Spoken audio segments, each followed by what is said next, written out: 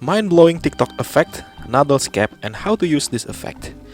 If you want to use Noodles cap effect on TikTok, here's the tutorial. Open TikTok app on your phone.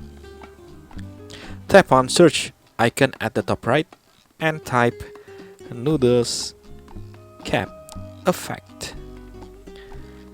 And click on Noodles cap at the top. Click use this effect at the bottom. And record your video, use this Noodles cap effect by tap camera icon like this.